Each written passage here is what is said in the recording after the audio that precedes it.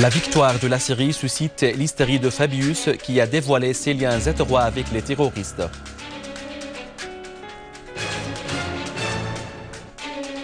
L'armée poursuit ses opérations dans la banlieue de Damas et à Alep et détruit leur cache à Dra et Homs.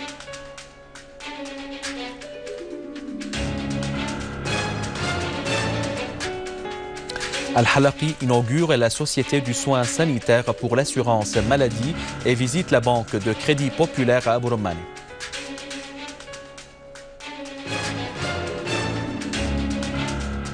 Saisie de pièces antiques volées par des terroristes et cachées dans les prairies de Palmyre.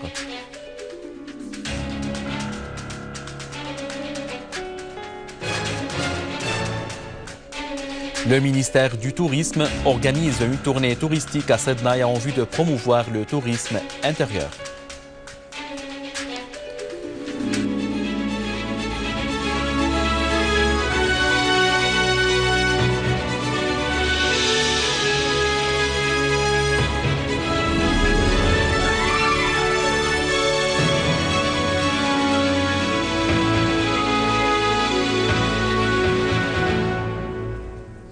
Mesdames et messieurs, bon après-midi et bienvenue à un autre journal. Le président Bachar el-Assad a promulgué le décret législatif numéro 22 de l'an 2014 stipulant une amnistie générale sur les crimes commis avant 9/6/2014.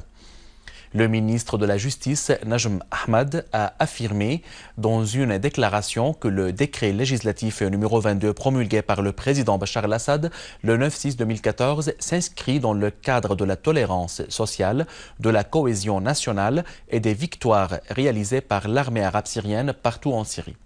Ce décret stipule une amnistie générale sur les crimes commis avant la date de sa promulgation et englobe la majorité des crimes. Le décret englobe aussi les mesures de la protection des adolescents, la possession d'armes illégales et les crimes de désertion.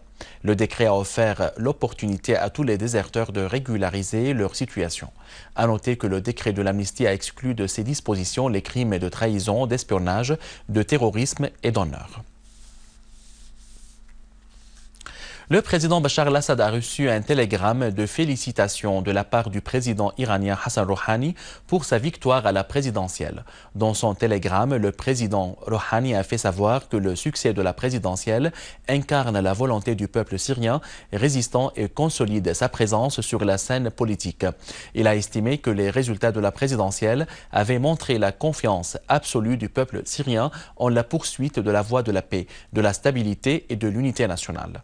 Le président Rouhani a assuré que la Syrie surmontera la crise et va de l'avant vers l'entente nationale et la construction de son économie. Le ministre de l'Information, Omran Zorbi, a affirmé que les déclarations du ministre français des Affaires étrangères, Laurent Fabius, reflètent la profondeur de l'implication avec les réseaux terroristes en Syrie. Dans un point de presse, Zorbi a indiqué que les déclarations de Fabius font preuve de la défaite du projet colonialiste en Syrie et dans la région et confirment la victoire de la volonté des Syriens honnêtes. Le peuple français doit réaliser que son histoire et son identité se contredisent.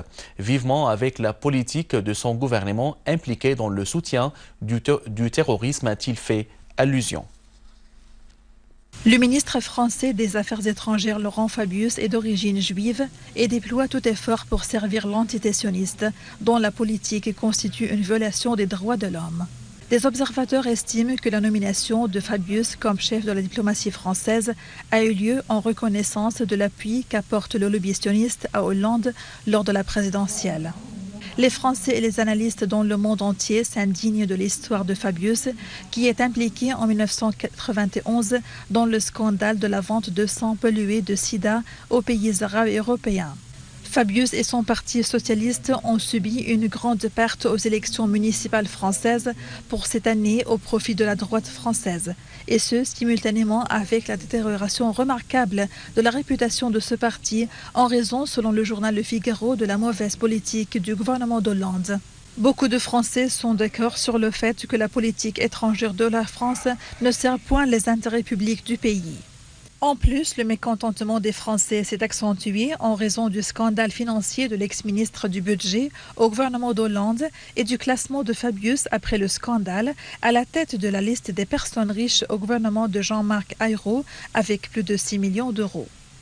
En outre, Fabius, qui prétend son attachement au peuple syrien, soutient et son gouvernement les terroristes d'Al-Qaïda, qu'il a dénommés opposition modérée, par des milliers de tonnes d'armes létales, dépassant ainsi toutes les moralités de l'action politique, du discours diplomatique et de la loi internationale, et agressant un État souverain qui obtient sa légitimité des millions de Syriens qui se sont rendus aux urnes pour élire leurs représentants et faire face à leurs ennemis.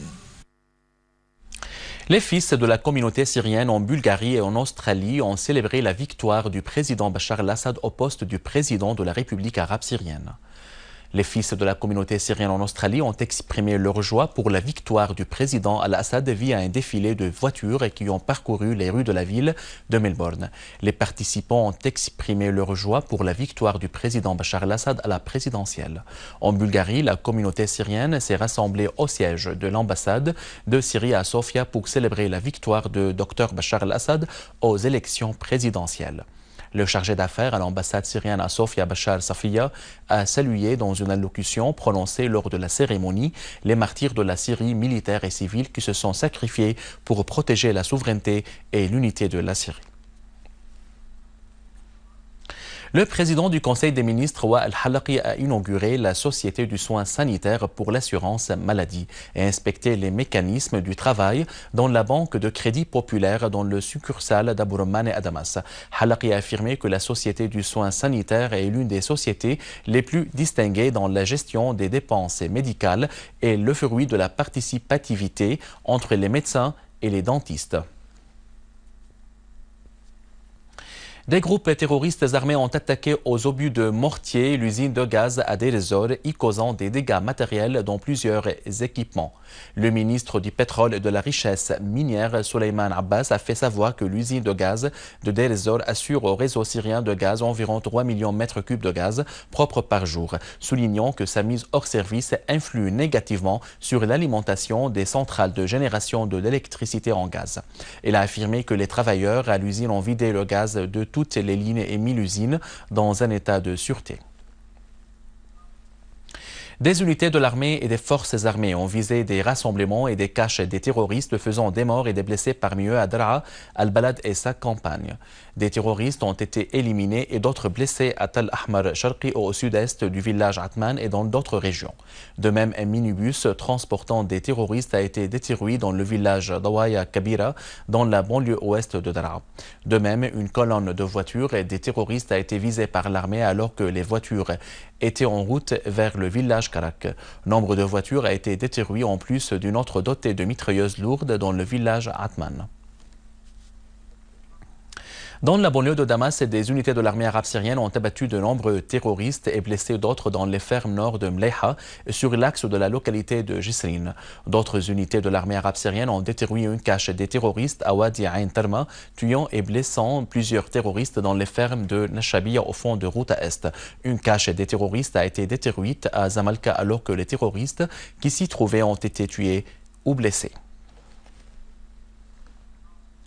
À Alep, des unités de l'armée arabe syrienne ont détruit des véhicules avec les terroristes à bord à Ajandoul, Mara, Tal Kira, Haritan, Handarat, Mansoura, Khan Asal, Ras al-Aboud, Jdeida, Koueres et Hanano. L'armée a aussi liquidé des terroristes à Tal Rafat, Hayyan, Darat Azza, Tal Jabin, Babi, Cité industrielle, Lairamoun, Miselmiya, Dahrat Abud Rabbo, Sheikh Saïd, Rachidine, Zahra, Qadi Askar, Karam Maysar, Bustan al-Qasr et Bustan al-Basha.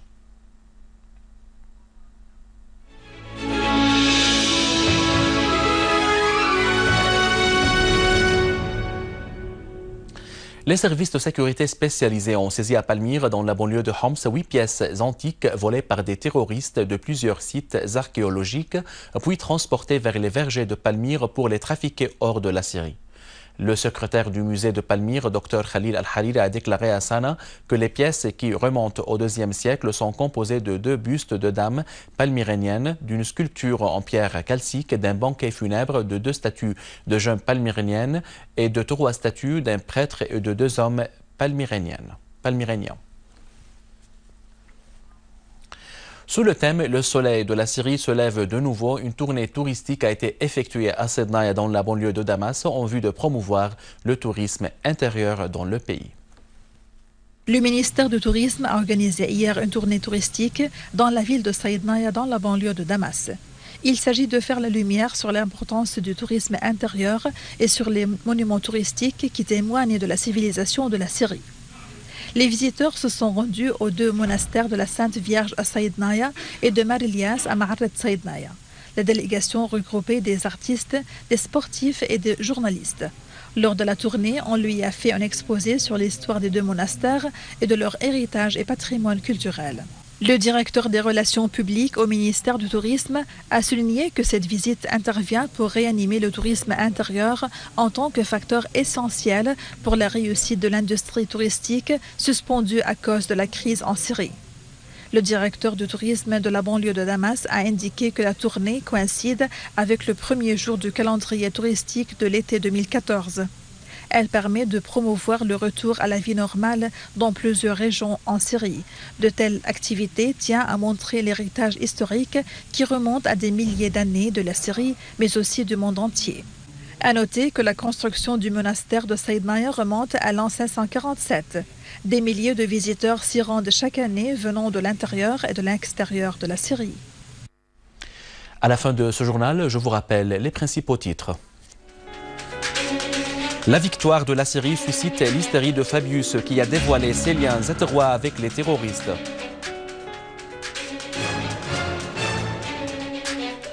L'armée poursuit ses opérations dans la banlieue de Damas et à Alep et détruit leur cache à Draa et Homs.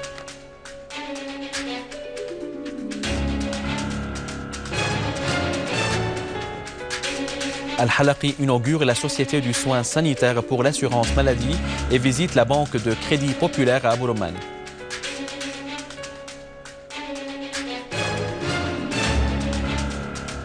Saisie de pièces antiques volées par des terroristes et cachées dans les prairies de Palmyre.